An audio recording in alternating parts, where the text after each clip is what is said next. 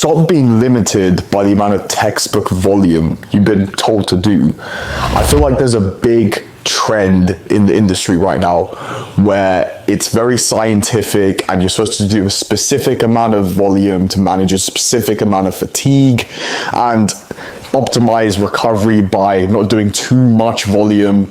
Now, there's a few factors which come into play when it comes to how much volume you can handle, and this obviously differentiates from person to person. I mean, I would think that's common sense.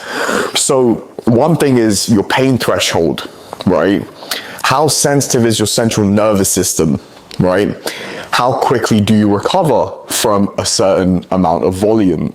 And these factors will differentiate from person to person. So typically when I'm working with a client, I wouldn't just tell them this is the set amount of volume, you have to do this amount of volume and you can't push further beyond. If I see a client has a good pain threshold, if I see they're recovering well from their current output, then they can increase the output, especially if they ask me, hey, could I do a couple more sets on this exercise, right?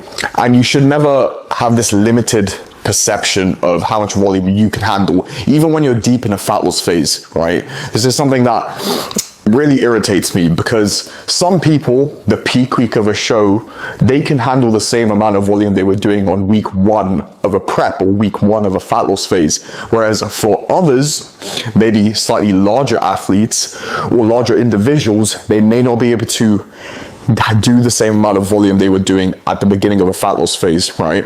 There's more mass in their frame, there's more fatigue that needs to be managed. And I can talk from my personal experience. When I stepped on stage around 70 kilos, it was much easier to manage fatigue.